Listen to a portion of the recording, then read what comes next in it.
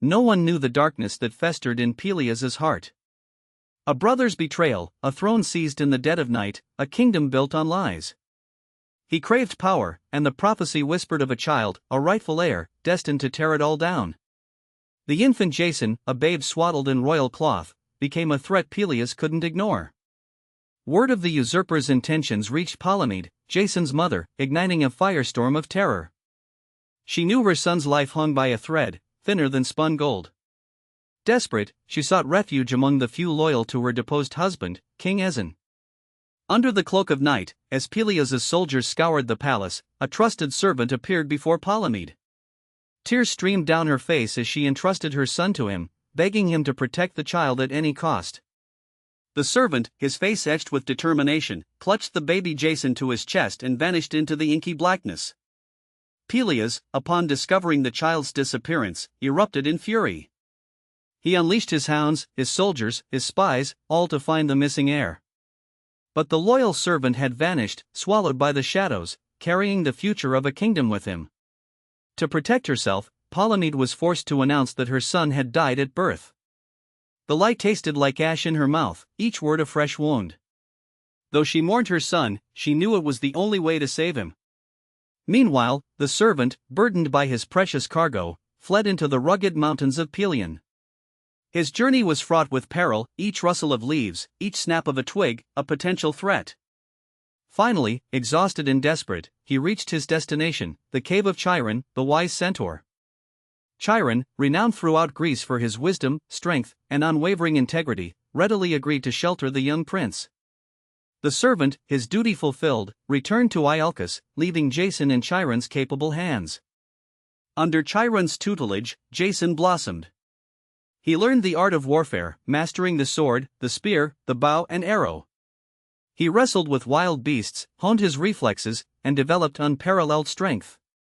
But Chiron's teachings extended far beyond the battlefield. He imparted knowledge of medicine, music, astronomy, and philosophy.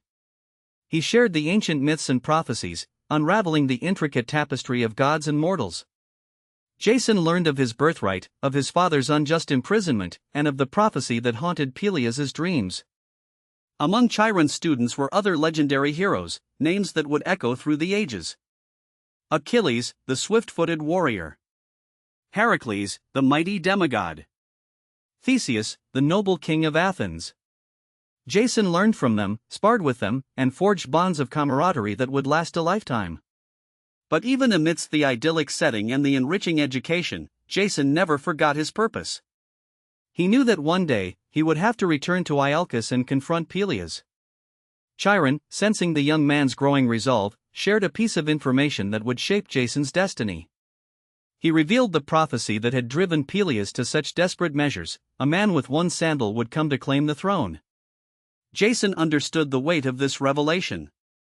His path was now clear, though fraught with danger. Years passed, filled with learning, training, and anticipation. Finally, the day arrived when Jason knew he was ready. He bid farewell to Chiron, his mentor, his father figure, and embarked on his journey to Iolcus. He didn't yet know that long before his return, an oracle had delivered a strange and frightening prophecy to King Pelias. Jason's path led him across the raging Anaros River, swollen by recent rains. The current was treacherous, a churning torrent that threatened to sweep him away. As he reached the riverbank, he saw an old woman, frail and burdened by age, struggling to cross. Without hesitation, Jason offered his assistance. He hoisted the woman onto his back and waded into the raging waters. The current buffeted him, threatening to knock him off balance. But Jason, fueled by his strength and his compassion, pressed onward. He finally reached the other side, exhausted but triumphant. As he gently lowered the old woman to the ground, his sandal snagged on a rock and broke, leaving him with only one sandal. The old woman, her eyes twinkling with amusement, revealed herself to be Hera, queen of the gods, testing his virtue. Jason, unaware of her true identity, simply bowed his head and continued on his way, leaving the goddess in silence. The rhythmic creaking of the wood was a constant reminder of his precarious existence. He was adrift, both literally and figuratively. Jason remembered the day his world imploded. King Pelias, his uncle, driven by a chilling prophecy and a lust for power, had orchestrated the bloody coup. The screams of the palace guards, the sickening thud of his father's body hitting the marble floor, these were the sounds that haunted his waking hours. He had escaped only by the skin of his teeth, guided through secret passages by a loyal servant who paid the ultimate price for his loyalty. Now, disguised as a common fisherman, Jason was a shadow, clinging to the fringes of society. The once prince knew he couldn't stay hidden forever. Vengeance was a fire in his soul, a burning need to reclaim what was rightfully his and avenge his father's murder. But he was one man against a king, a fugitive with no army, no allies, and no resources. He needed a plan, a strategy, something more than just blind rage. His thoughts drifted back to Chiron, the wise centaur who had raised him, teaching him not only the arts of war but also the values of justice and compassion. Chiron had instilled in him a deep sense of responsibility, a belief that even in the face of overwhelming odds, one must always strive to do what is right. That conviction was the only thing keeping him going. He recalled his journey to Iolcus, the fateful encounter at the Inaros River. Hera, disguised as an old woman, had tested his character. He had passed the test, unknowingly earning the favor of the Queen of the Gods. But what good was divine favor when his kingdom was stolen, his family murdered, and his life in constant danger? Jason knew he couldn't act rashly. Pelias was cunning and ruthless, surrounded by loyal guards and spies. He needed to gather allies, build support, and find a way to strike at the heart of Pelias's power. He needed to become a leader, a symbol of hope for the oppressed people of Iolcus. The task seemed impossible, but he had no other choice. Days turned into weeks, weeks into months. Jason worked as a fisherman, learning the rhythms of the sea, the secrets of the tides, and the hardships of the common people. He listened to their complaints, their fears, and their hopes for a better future. He learned about Pelias's tyranny, his oppressive taxes, and his disregard for the welfare of his subjects. Slowly, a plan began to form in his mind. He would use Pelias's own greed and ambition against him. He would play on his fears, exploit his weaknesses, and ultimately lure him into a trap. But to do that, he needed something extraordinary, something that would capture Pelias's attention and make him vulnerable. Then, he remembered the rumors, the whispers of a legendary artifact, a treasure of immense power guarded by a fearsome dragon in the distant land of Colchis, the Golden Fleece. Pelias craved power and glory above all else. If Jason could convince him that the Golden Fleece was within his grasp, he might just take the bait. It was a long shot, a desperate gamble, but Jason saw no other way. He began to spread rumors of his own, subtly hinting at the existence of the Golden Fleece and its potential to bring untold wealth and power to whoever possessed it. He knew that the rumors would eventually reach Pelias's ears. It was only a matter of time. Soon enough, the whispers reached the ears of Pelias. The king, ever paranoid and hungry for more power, summoned Jason. He saw the young man as a pawn, a tool to be used and discarded. He proposed a deadly quest: retrieve the Golden Fleece from Colchis.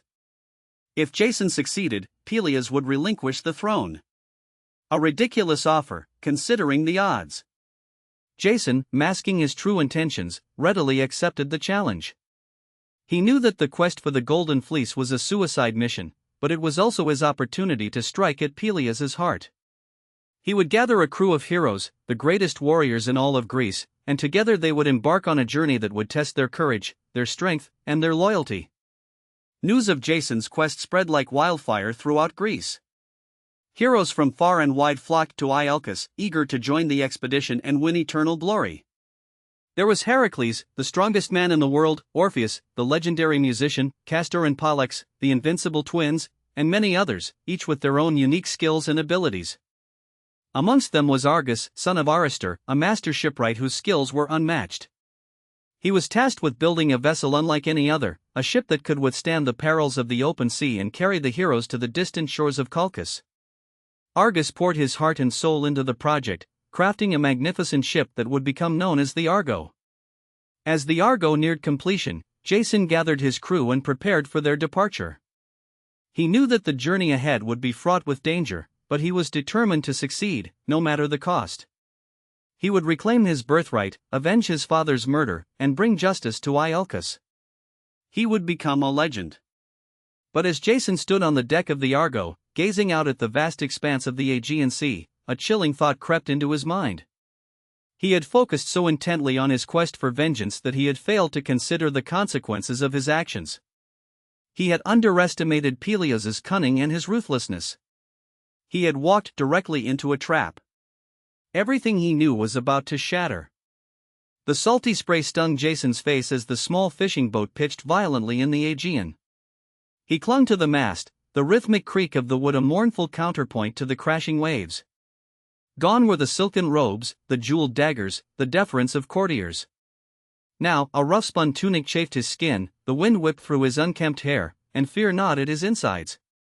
He was no prince, no heir, simply a fugitive praying the rising sun wouldn't betray his hiding place. His thoughts swirled, a tempest mirroring the storm-tossed sea.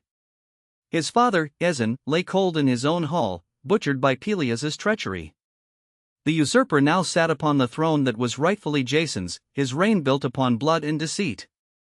Vengeance was a burning coal in Jason's chest, a promise whispered in the darkness, him afloat in this sea of despair. He would have his due.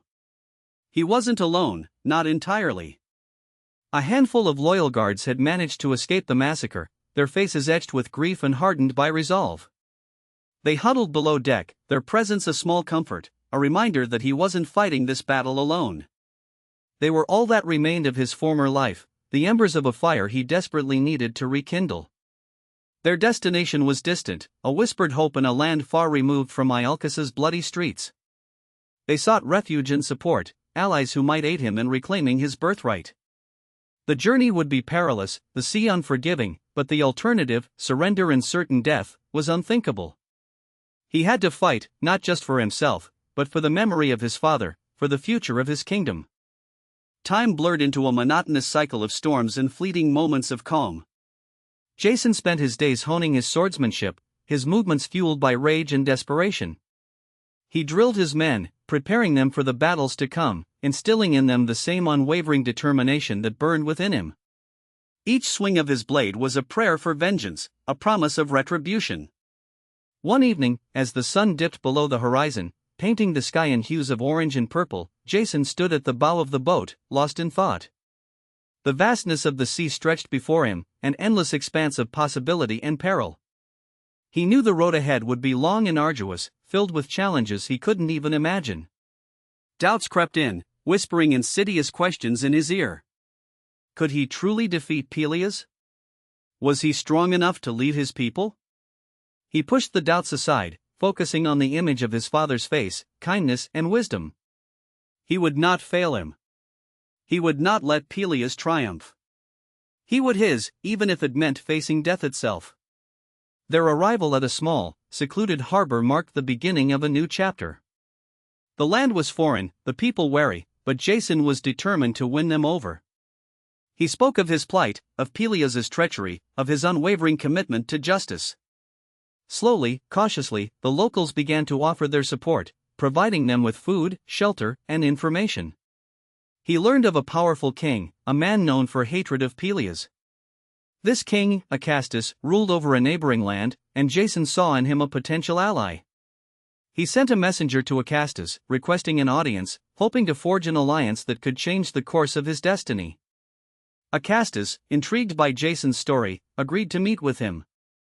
The meeting was tense, both men sizing each other up, assessing the other's strength and resolve. Jason laid bare his soul, recounting the events that had led him to this point, his voice filled with passion and conviction. Acastus listened intently, his expression unreadable. Finally, after what seemed like an eternity, Acastus spoke. He would offer Jason his support, he declared, but on one condition. Jason must prove his worth, he must undertake a dangerous quest, a task that would test his courage and his skill to the limit. He must retrieve the Golden Fleece, a legendary artifact said to possess immense power. Jason accepted the challenge without hesitation. He knew the quest peril, but he saw it as an opportunity to prove himself, to earn Acastus's trust, and to gain the power he needed to reclaim his throne. He would gather a band of heroes, the bravest and most skilled warriors in the land, that would become legend. He sent out a call to arms, and from across the land, heroes answered. Men and women of extraordinary abilities, unique skills and stories, flocked to Jason's banner, eager to join his quest for the Golden Fleece. They were a diverse group, united by their thirst for adventure, their loyalty to Jason, and their shared desire to see justice prevail. He knew he could count on them. The quest for the Golden Fleece was not merely a means to an end, it was a crucible, a trial by fire that would forge him into the leader he needed to be. It would test his courage, his strength, and his resolve, pushing him to his limits and forcing him to confront his own fears and weaknesses. He knew that he would emerge from this journey a changed man, stronger and more determined than ever before. The weight of responsibility settled heavily on Jason's shoulders. He was no longer just a prince seeking vengeance, he was of hope for those who had been wronged by Pelias. He had to succeed, but for all those who believed in him, he would not let them down. He had underestimated Pelias's reach, his network of spies and informants. Even in this distant land, Pelias's influence was felt, his agents working to undermine Jason's efforts, to sow discord and distrust among his allies. Jason was constantly on guard, aware that danger lurked around every corner. He had to be careful, he had to be vigilant, or Pelias would crush him before he even had a chance to strike back. He on building alliances, on preparing for the quest, to see the true danger that lay hidden beneath the surface. He had trusted too easily, believing that he could rely on the loyalty of those around him. But he was wrong. Treachery was afoot, a subtle poison seeping into the very heart of his plans. Everything to shatter. The salty spray stung Jason's in the Aegean. He sung accompanying his despair. Lemnos was a fading smudge on the horizon, a bittersweet memory of fleeting pleasure amidst the rising tide of his woes. Love, he now understood with bitter clarity, demanded a price, a reckoning he was only beginning to comprehend. They sailed onward, the Argo a lonely speck against the wine-dark sea. Land appeared, a verdant shore promising respite. This was the land of the Dolions, ruled by the young king Cyzicus, a beacon of hospitality in a world increasingly defined by treachery. He greeted Jason and his Argonauts with open arms, showering them with feasts and honors, an oasis of peace momentarily eclipsing the shadow of Pelias. Cyzicus, generous and kind, reminded Jason of what a true king should be. The feasting hall rang with laughter, a temporary reprieve from the hardships they had endured. For a few precious hours, the Argonauts forgot their mission, their grief, lost in the warmth of Cyzicus's welcome.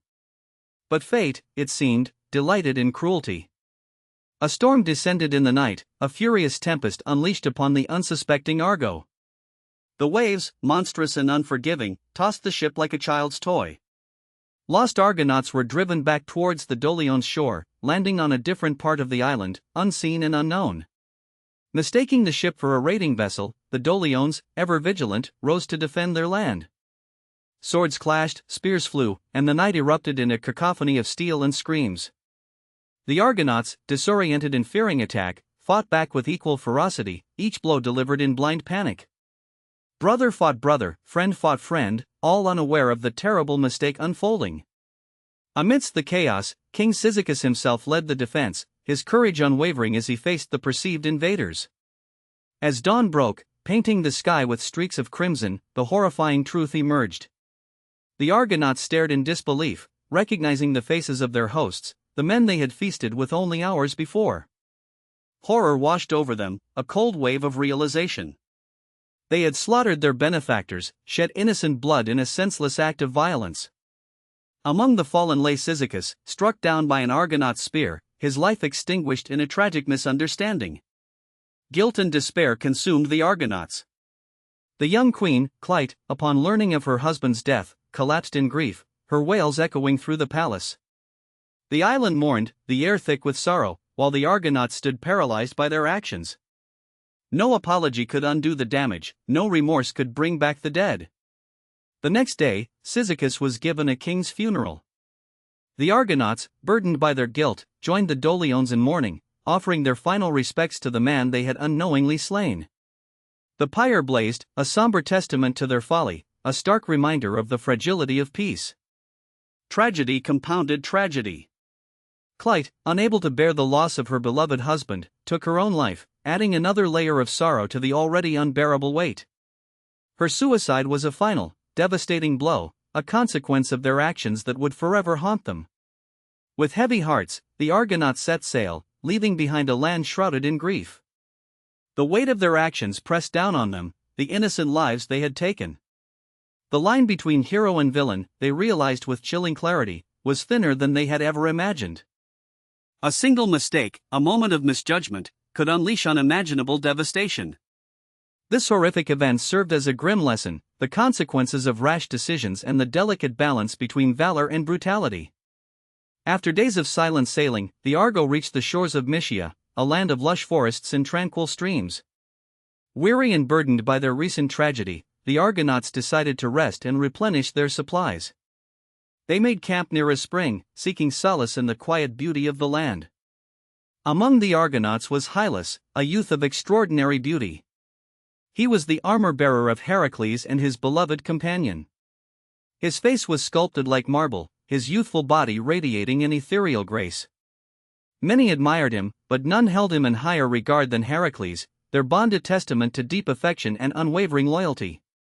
As evening approached, Hylas ventured out to fetch water from a nearby spring, a bronze pitcher in hand.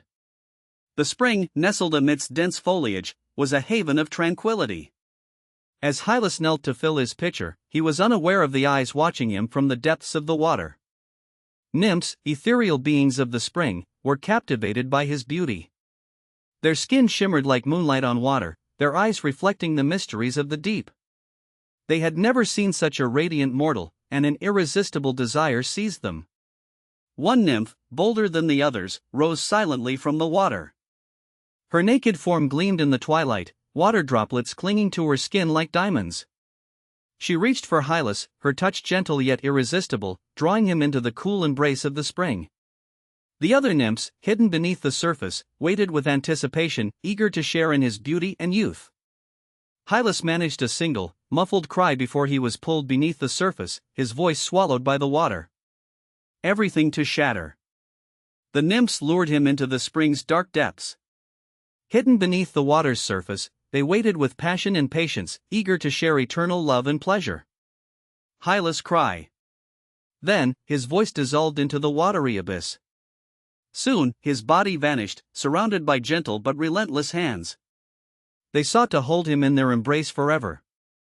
He was doomed to remain in this eternal prison, sweet and tragic, never to return. Meanwhile, back at the camp, concern grew over Hylas's delay. Heracles was the first to feel unease, his heart sensing a wrong.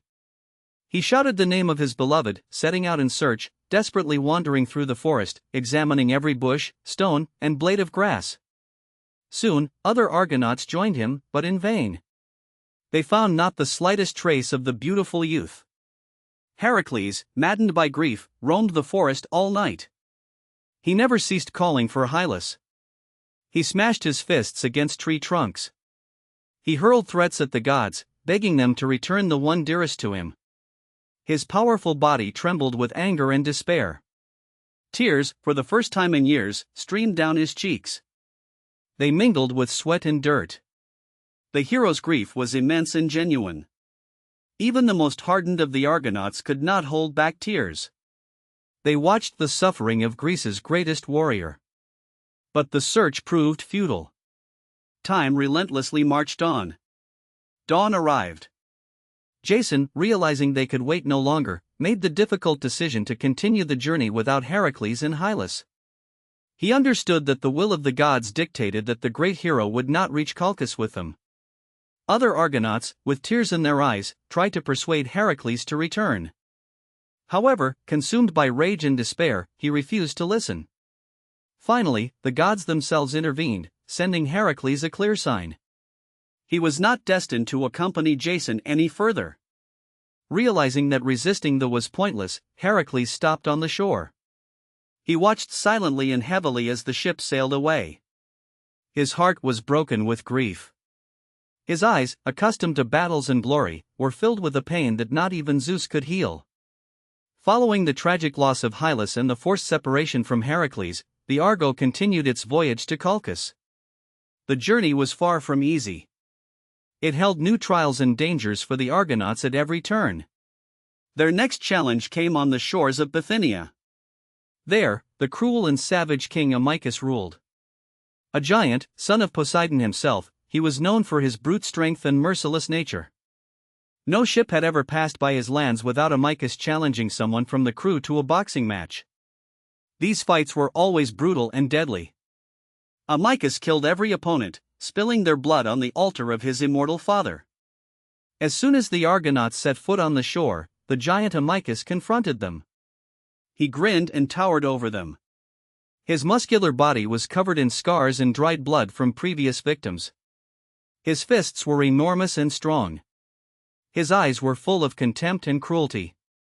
With a crude sneer, he declared that he would not allow the guests to pass unless one of them faced him in a fistfight to the death. One of the Dioscuri twins, the mighty Polydeuces, son of Zeus and one of the best boxers in all of Hellas, accepted the challenge. His muscular body was perfectly formed. It concealed extraordinary strength. The Argonauts breathlessly surrounded the fighting area. They knew the battle would be merciless. The fight began immediately and fiercely. Amycus roared with rage. He lunged at the hero, trying to crush him with a single powerful blow. But Polydeuces, agile and quick, easily dodged the giant's deadly attacks. He delivered swift and painful counterblows. His fists tore into Amycus's flesh. Soon, hot blood covered the giant's face and body. It mixed. The longer the fight lasted, the more enraged Amycus became. His blows grew increasingly furious. But Polydeuces responded with cold brutality. He knew there was no other way. Eventually, the giant's strength began to fail. The hero delivered the decisive blow. It was powerful and precise. It struck Amycus directly in the head, shattering his skull. It sent the cruel king to the realm of the dead. The giant collapsed to the ground, convulsing in his final moments. The Argonauts cheered Polydeuces' victory with relief and triumph. Leaving those lands, the heroes soon found themselves Thrace. There, a sorrowful and painful encounter awaited them. They met the unfortunate prophet Phineas. He was an old blind man. He once possessed the gift of seeing the future. But he was punished by the gods for revealing people's destinies too clearly and in too much detail. His punishment was the curse of the Harpies. They were winged monsters with women's faces and disgusting bird bodies. Every day, they attacked the wretched old man. They stole and defiled his food. They left him in constant hunger and despair. The Argonauts looked with pity at the prophet's suffering. They vowed to help him. Among them were the winged sons of the north wind, Zets and Calais. They could fly faster than the swiftest birds. When the Harpies once again attempted to attack Phineas's food, the brothers instantly soared into the sky. They began a fierce chase after the vile creatures. The Harpies shrieked and twisted, trying to escape their pursuers. But they were ultimately forced to leave those lands forever. They left Phineas free from their torment. The freed and grateful prophet, with tears in his eyes, revealed important secrets of the future to the Argonauts. He gave them valuable advice necessary for their further journey. Phineas told them that the path to the Golden Fleece was full of cruel trials. The most dangerous was the passage between the deadly clashing rocks, the Symplegades. They crushed any ships that attempted to pass between them. Only a miracle and the help of the gods could save the heroes from certain doom. The prophet also gave them an important and unusual piece of advice. Before attempting to pass between the Symplegades, they should release a white dove in front of the ship. If the bird managed to fly through the rocks and escape the deadly impact, then the ship could slip through in its wake. If the dove perished, then the ship's journey was doomed to failure. In addition, the old man warned them of many other dangers awaiting them ahead. He spoke of terrible creatures and deadly battles that Jason and his companions would have to endure. What happened next changed everything. The prophet's words weighed heavily on Jason and his crew. Their path to the Golden Fleece was paved with perils, the most immediate being the Symplegades, the clashing rocks. These monstrous sentinels of the sea crushed any vessel daring. Only divine intervention, and the prophet's peculiar advice, offered a sliver of hope. The Argonauts approached the Symplegades with trepidation. A thick fog clung to the water, obscuring the jagged peaks until the last moment. The rocks loomed, dark and menacing, their surfaces slick with the wreckage of countless ships. The air vibrated with the echoes of past destruction. Jason, his heart pounding, remembered Phineas's instructions. He held a white dove, its feathers pristine against the oppressive gloom. With a silent prayer, he released the bird. It soared towards the deadly passage, against impossible odds. The Argonauts watched with bated breath as the dove flew towards the chasm. The Symplegades stirred, groaning like tormented beasts. The massive rocks began to grind together, a deafening roar that shook the very foundations of the sea. The dove, with desperate speed, darted between the closing jaws. A collective gasp swept through the Argonauts. The dove cleared the passage, but not unscathed. The Symplegades snapped shut, plucking feathers from its tail. Yet, it lived. It flew on, disappearing into the mist, a testament to its courage and the gods' favor. Jason, emboldened by the dove's survival, rallied his crew. He ordered them to row with all their might. The Argonauts, fueled by adrenaline and a desperate hope, pulled on the oars with unmatched ferocity. The Argo surged forward, a tiny speck of wooden sail against the immensity of the rocks. The Symplegades, still reeling from their near miss, began to close again. The Argonauts could see the jagged edges of the rocks, the crushing force that awaited them. Death seemed inevitable. In that moment of utter desperation, divine intervention intervened. Athena, the goddess of wisdom and strategic warfare, who had been watching over the Argo, lent her strength to the ship. A surge of power coursed through the vessel, granting it an impossible burst of speed. The Argo shot through the gap, narrowly avoiding annihilation. The Symplegades slammed shut with a thunderous crash, splintering the stern of the ship but failing to crush it entirely. The Argonauts had survived. The Symplegades, their purpose fulfilled, became forever fixed in place, no longer a threat to passing ships. The Argonauts, shaken but alive, offered thanks to the gods and to each other. They had faced death and emerged victorious. Their journey, however, was far from over. The Argo soon approached the island of Ares, a place shrouded in dark rumors. This island, sacred to the god of war, was infested with Stymphalian birds, monstrous creatures with bronze feathers. These birds possessed deadly accuracy, shooting their metallic plumage like arrows at any who dared approach. As the Argo neared the shore, a flock of these horrific birds rose from the cliffs. Their shrieks pierced the air, and a rain of bronze feathers descended upon the Argonauts. The heroes quickly raised their shields, bracing for the onslaught. Orpheus, the legendary musician, stepped forward. He raised his golden lyre and began to play a melody of such beauty and power that it filled the air with magic. The bronze-feathered birds, captivated by the music, ceased their attack and perched on the cliffs, their aggression quelled. The Argonauts landed on the island, where they encountered 4 young men, sons of Phrixus. Phrixus was the man who had once been saved from death by a golden ram. He had brought the golden fleece to Colchis and dedicated it to Ares. These 4 sons were now stranded on the island, tormented by the birds and longing for rescue. The sons of Phrixus greeted the Argonauts with joy. They told them of the dangers that awaited them in Colchis, of the ruthless King Eets, who would never willingly surrender the golden fleece. They warned them of the king's magical powers and his treacherous nature. The Argonauts, moved by their plight, welcomed the sons of Phrixus aboard the Argo.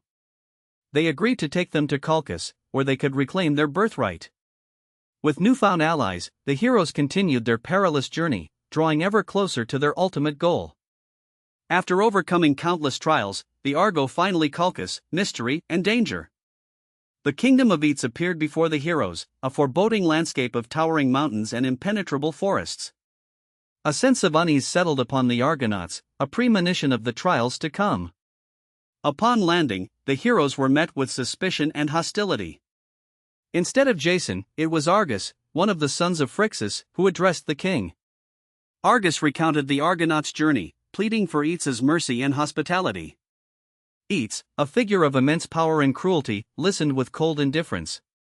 He sat upon his golden throne, his eyes piercing and unforgiving. It was clear to the Argonauts that they faced a formidable and ruthless adversary. Eets listened to Jason's request for the golden fleece. He scoffed at the young hero's audacity, openly questioning his ability to complete the tasks he would set before him. The king had already decided that none would leave his kingdom alive. Just then, Eats's daughter, the sorceress Medea, entered the hall. Her beauty captivated all who beheld her. Her presence, however, was an enigma, a wild card in the deadly game that was about to unfold. Everything to shatter. The king, deep within, had already sealed their fate. No Argonaut would leave Colchis alive. Tension stretched taut, a silent cord about to snap, when Eats's daughter, Medea, entered the hall. A Colchian princess, barely more than a girl, yet her presence commanded attention. Her beauty struck the heroes with the force of a physical blow. Dark eyes, pools of enigmatic fire, hinted at passion, defiance, and a dangerous intelligence far beyond her years. Raven hair cascaded around a sculpted face, emphasizing the pale ivory of her skin. She moved with a regal grace, a queen in waiting, despite the tremor of apprehension that now pulsed within her.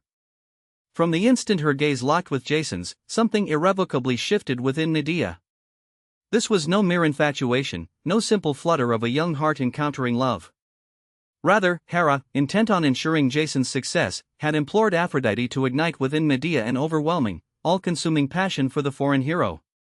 An invisible arrow, launched by Eros himself, pierced the princess's heart, flooding her soul with agonizing longing and a desperate yearning. Her heart hammered against her ribs, her mind reeling from a sensation utterly foreign.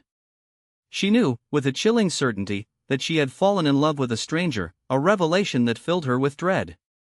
Love meant betrayal, betrayal of her people, of her father, the most ruthless and unforgiving man she knew. Jason, too, was captivated by Medea's beauty and the aura of mystery that clung to her. He could not tear his eyes from the princess, a heat rising within him that threatened to eclipse all caution, all awareness of the peril he faced. Little did he suspect how vital, how fateful, her role would become. Medea wrestled desperately with her burgeoning feelings, striving to suppress the love that had taken root for Jason. Yet, the more she looked upon the hero, the more fiercely the unquenchable fire burned within her. She understood that she stood at the precipice of the most agonizing choice of her life: remain loyal to her cruel father, condemning the man she loved to a gruesome death, or betray her own blood for a stranger who had somehow claimed her heart and soul. The princess possessed a wisdom that belied her youth, and a gift for sorcery that inspired terror even in the bravest warriors of Colchis. She knew her power, her magic, could prove the deciding factor in whether Jason lived or died, whether he succeeded in claiming the Golden Fleece, guarded by a sleepless dragon and the dark enchantments of her father. The following day, Eats, driven by a secret plot to destroy the hero, presented Jason with a challenge he believed impossible to overcome. A mocking smile played on his lips as he announced that Jason must prove his worthiness by completing tasks that would crush even the most formidable warriors. Jason was to single-handedly plow a field using 2 ferocious bulls with brazen hooves that breathed fire from their nostrils, and then sowed with dragon's teeth. These dragon's teeth had been gifted to Eats by Athena herself, who had once given them to Cadmus, the founder of Thebes. When Cadmus sowed them, warriors sprang from the earth, founding the Theban people. Eats had kept some of these teeth, and now intended to use them against Jason. From the sown teeth would rise savage and merciless warriors, whom Jason must defeat or perish himself. Hearing this, the Argonauts felt a cold dread grip their hearts, realizing Eats intended to coldly execute their leader. Jason himself remained outwardly calm, though he knew in his heart that only a miracle could save him from certain doom. That miracle arrived in the form of Princess Medea. Torn by love, she had finally resolved to aid the foreigner, knowing it would forever sever her ties to her family and homeland. She secretly summoned Jason to the temple of Hecate, her patron goddess of dark magic and sorcery, where she conducted a forbidden ritual. By the flickering light of candles, she prepared a magical unguent of invincibility, blending rare herbs, the blood of a black ram, and enchanted ingredients known only to her. Whispering an ancient incantation, Medea herself offered the cup of potion to Jason, who drank it without hesitation. Feeling the magic take effect, he felt his body surge with incredible strength and an indomitable spirit. At that moment, Medea leaned close to the hero and whispered that his life was now in her hands, and that she was forever bound to him by unbreakable bonds of fate and passion. In the deep silence of the night, their lips met, and the forbidden love between the princess and the hero was sealed in an embrace. The next morning, the entire population of Colchis gathered to witness the brutal trial prepared by the king. Two immense bulls with bronze hooves and fiery jets of flame spewing from their nostrils roared and pawed the ground, ready to tear apart anyone who dared approach. But Jason, fortified by Medea's protective magic, fearlessly approached, seized them by their horns, and bent them to his will. With Herculean strength, he yoked them and plowed the field before the astonished and frightened eyes of the crowd. Then, fulfilling the second part of the task, Jason sowed the plowed field with dragon's teeth. Instantly, the ground trembled, and from it arose terrifying warriors in gleaming armor, armed with spears and swords. Their eyes burned with malice, and without hesitation, they launched a deadly attack on the hero. But Jason, remembering Medea's advice, quickly hurled a heavy stone into the midst of the warriors. Confused and not knowing where the blow had come from, the warriors furiously attacked each other, and soon the entire field was awash in their blood, with Jason the sole survivor. The king was seized with rage and terror, seeing how cleverly Jason had overcome his challenges, and secretly resolved never to give him the fleece. But Medea, foreseeing her father's treachery, resolved on a desperate course, to help the hero steal the golden fleece under cover of night. Deep in the night, using a secret passage, she led Jason to the grove where, bathed in moonlight, the precious fleece hung. This legendary treasure was the pelt of the very golden ram upon whose back Phrixus, fleeing certain death, had flown across the sea to Colchis. Upon arrival, Phrixus had sacrificed the ram to the gods, and given the fleece to King Aetes. Since then, it had been kept in a sacred grove, guarded by a monstrous dragon whose gaze alone spelled certain death. Medea, unwavering, approached the dragon and began to chant an ancient and powerful spell. Everything to shatter. The chilling wind whipped around Jason, his isolation. The Argo, laden with the golden fleece and its grim secrets, sliced through the waves. Guilt gnawed at him, a persistent ache beneath the surface of triumph. He glanced at Medea, her face a mask of troubled calm, and wondered if he truly knew the woman who had sacrificed so much for him. The journey back to Iolcus each league sailed a testament to their audacity and the price they had paid. First, the Harpies, screeching winged horrors, descended upon King Phineus, stealing his food and leaving him to starve. Jason and his crew, moved by the old king's plight, drove the creatures away, earning his gratitude and valuable advice about the dangers that lay ahead. Phineus Symplegades, the clashing rocks that guarded the entrance to the Black Sea, offering a strategy to navigate the treacherous passage. Then came the Amazons, fierce warrior women who lived without men. A brief encounter, fraught with tension, ended peacefully thanks to Jason's diplomacy and Heracles' imposing presence. He understood the Amazons' fierce independence, and avoided conflict where possible. The constant threat of pursuit by Aetes' fleet hung over them, a shadow that stretched across the sea. They knew that even with the fleece secured, their troubles were far from over. The weight of Medea's actions pressed heavily on Jason. He saw the haunted look in her eyes, the barely suppressed tremor in her hands. He knew that she was haunted by the ghost of her brother, Absyrtus, the brutal act that had bought them time. He tried to reassure her, to offer comfort, but words seemed hollow in the face of such profound loss. He wondered if their love could survive the darkness that now clung to them both. As they sailed closer to Greece, whispers of their exploits preceded them. Some hailed Jason as a hero, a conqueror who had brought back a legendary treasure. Others spoke of him with suspicion, questioning the methods he had used to achieve his goals. The golden fleece, once in glory, now felt like a cursed object, stained with blood and betrayal. Finally, the shores of Iolcus came into view. Jason felt a surge of anticipation mixed with trepidation. He was returning home a changed man, burdened by secrets and shadowed by guilt. What awaited him was uncertain, but he knew that he could not face it alone. Aetes' curse was a constant worry. He and Medea needed to find a way to absolve themselves of the sin of fratricide. They sought out Circe, the sorceress, who was known for her power in cleansing the soul. Circe prepared a ritual. Jason and Medea stripped naked and stood in the moonlight as Circe chanted in an unknown tongue. She washed them with water mixed with herbs and oils, and Jason could feel the weight on his soul lessen slightly. Circe warned them that Aetes' curse would follow them, and that they would face many trials in the future. She told them to be strong, and to never give up hope. Back on the Argo, the crew faced another challenge. The sirens were creatures that lured sailors to their deaths with their beautiful voices.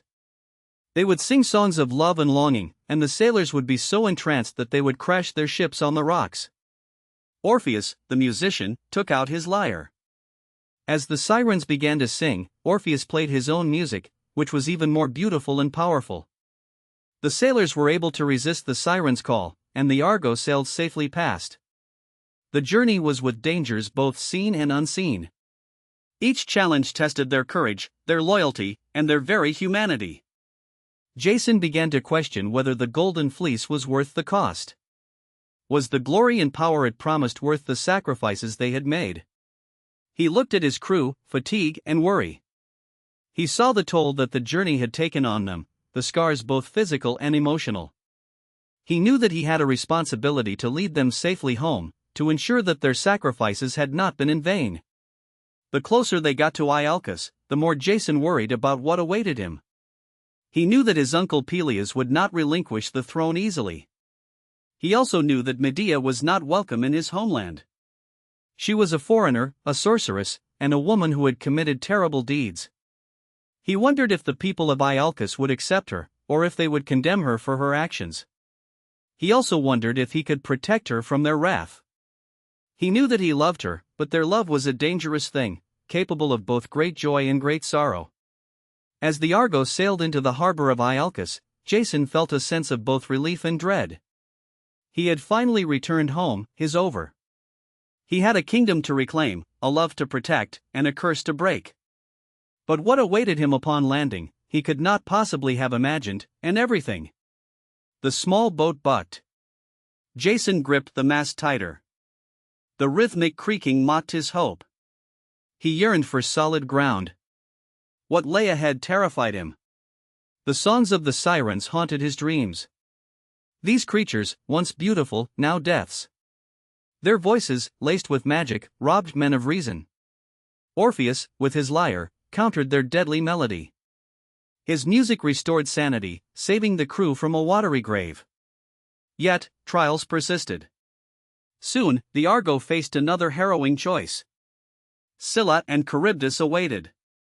Scylla, a nymph transformed into a multi-headed beast, dwelled among treacherous rocks. 6 monstrous heads, each on a serpentine neck, snatched and devoured. Across the strait lurked Charybdis.